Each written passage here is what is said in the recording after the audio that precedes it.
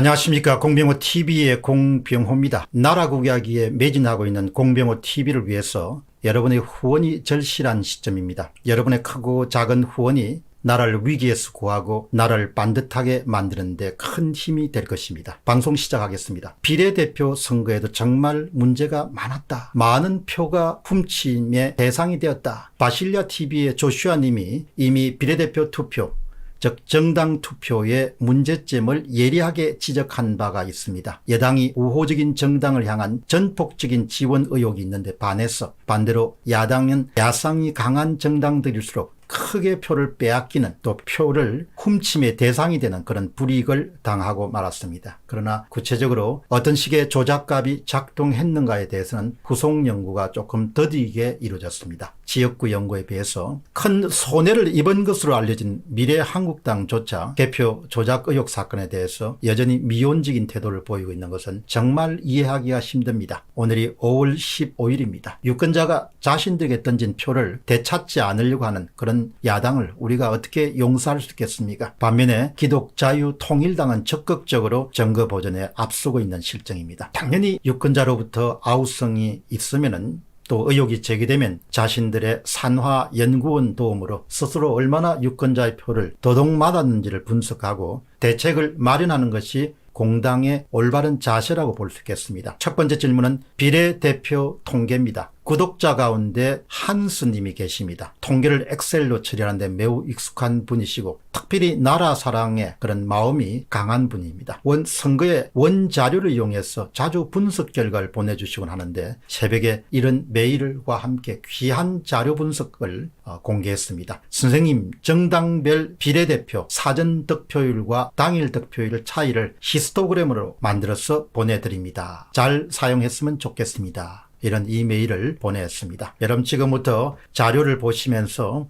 한스님이 만드신 귀한 자료를 함께 공유하는 시간을 갖도록 하겠습니다. 그리고 21대 총선이 통계 분석상 얼마나 많은 문제점을 갖고 있는지, 그동안은 지역구에 주로 초점을 맞췄습니다만은 비례대표 선택 과정에서도 엄청나게 의혹이 많다는 점을 여러분과 함께 공유하기를 원합니다. 이 자료는 비례대표 투표에서 선거 결과에 대한 조작 의혹을 강하게 뒷받침할 수 있는 통계적 증거로 활용될 수가 있습니다. 자료를 보시게 되면은 자료에는 정당별 비례대표 사전 득표일 빼기 당일 득표일 분포의 이미지가 여러분 소개되어 있습니다. 여러분이 화면에 보시는 자료는 분포도를 뜻하기 때문에 우선 여러분이 이 그래프를 잘 이해하기 위해서는 X축, 가로축은 차이입니다. 여러분이 익숙한 격차입니다. 무슨 격차하고 무슨 차이인가? 사전 득표율 빼기 당일 득표율입니다. 특정 정당의 사전 득표율 빼기 당일 득표율이 바로 X축에 있습니다. 여러분, 그 다음에 Y축은 득표수 혹은 선거구 크기를 뜻합니다. 선거구 크기를 뜻합니다. 여러분이 비율의 차이는 그동안 여러 번 들었을 겁니다만은 비율의 차이는 평균값이 대부분 0에 가깝습니다. 비율의 차이 같은 경우는. 그러니까 사전 득표율 빼기 당일 득표율은 비율 빼기 비율이기 때문에 그 차이는 항상 0을 중심으로 해서 종 모양의 분포를 보이는 것이 일반적인 통계적 특성입니다. 비례대표 투표에서 정당별 투표수가 조작되지 않는 정상 상태는 어떤 모습일까? 자연스러운 상태는 누군가 인위적인 조작값을 집어넣지 않았을 때는 첫 번째는 모든 정당이 이 평균값 0을 중심으로 종 모양을 갖게 됩니다. 뾰족한 정규 분포를 갖게 됩니다. 두 번째는 Y축, 세로축이 선거구 크기이기 때문에 가장 많은 득표수를 기록하는 열린민주당과 미래한국당이 거의 겹치면서 0을 중심으로 가장 높이 솟아오른 그런 종 모양의 분포를 보이는 것이 정상입니다. 세 번째는 그렇게 높이 솟아오른 그런 종 모양의 뾰족한 그런 분포도 그 안에 평균값 0을 중심으로 해서 작은 종 모양의 기독자유당, 새벽당, 그리고 우리공화당이 포함되는 5개 그래프가 서로 겹친 종 모양이 바로 정상 상태입니다. 여러분, 우리가 여기서 아주 중요한 것은 통계적으로 정상 상태입니다. 어떤 종류의 개입이나 조작이 없는 그런 정상 상태는 종 모양이다, 이렇게 보시면 좋겠습니다. 자, 그러면 이번 21대 총선이 얼마나 큰 문제를 갖고 있는 것을 통계적으로 분석하겠습니다. 정상을 벗어나서 비정상적인 분포의 특성이 어떤 것인가를 여러분이 보실 수가 있습니다. 우선 열린민주당의 차이는 평균값이 오른쪽으로 플러스 27.85% 이동했습니다. 그것은 지역구보다도 훨씬 더 비례대표 투표에서 더 많은 왜곡과 조작이 일어났을 가능성을 말해줍니다. 그리고 이것은 열린민주당의 사전득표율이 당일 득표율보다 평균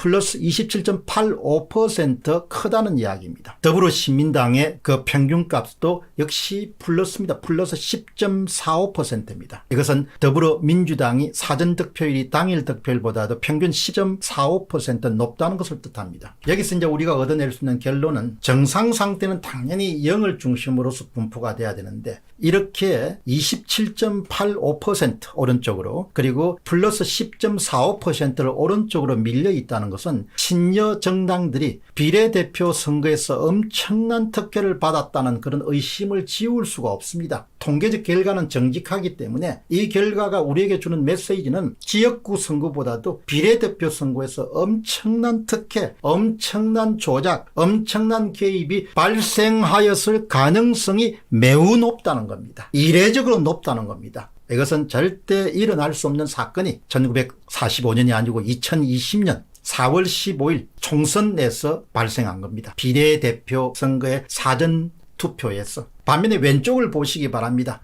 미래한국당의 차이는 왼쪽으로 평균 8.25% 이동해 있습니다. 우리 공화당이 마이너스 17.44% 이동해 있습니다. 새벽당이 마이너스 37.03% 있습니다. 기독자유통일당이 가장 끝단입니다. 마이너스 39.74% 여러분들 기록하고 있습니다. 그 이야기는 우리 공화당이든 새벽당이든 기독자유통일당이든 미래한국당이든 상당히 많은 표를 빼앗기거나 상당히 많은 표를 부정의한 방법으로 강탈당했을 가능성이 높음을 시사하고 있습니다. 통계적으로 절대 이런 종류의 통계 분포도는 나올 수가 없습니다. 정상 상태는 거듭 말씀드리지만 평균값 0을 중심으로 해서 뾰족한 종 모양을 보여야 되는 것이 정상입니다. 그런데 이렇게 엉망인 결과가 나온 겁니다. 의도적인 개입이 이루어지지 않고서는 친여 정당들은 모두 플러스를 기록할 수가 없고 친야 정당들은 모두 마이너스를 기록할 수가 없습니다. 특히 기독자유통일당은 마이너스 39.74%입니다. 엄청나게 빼앗겼다는 그런 빼앗겼을 가능성을 내포하고 있는 것이죠.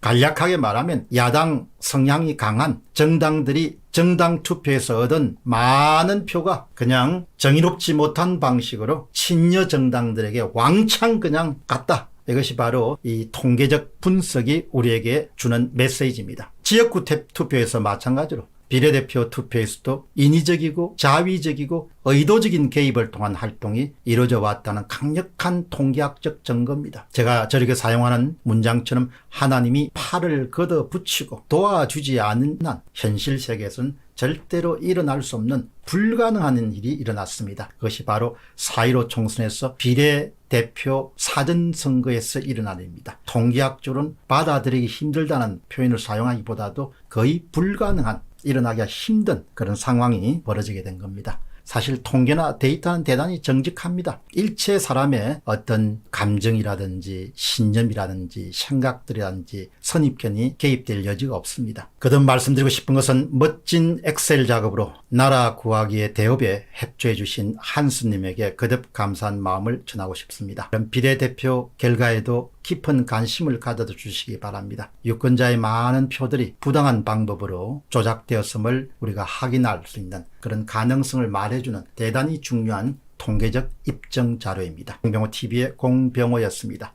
감사합니다.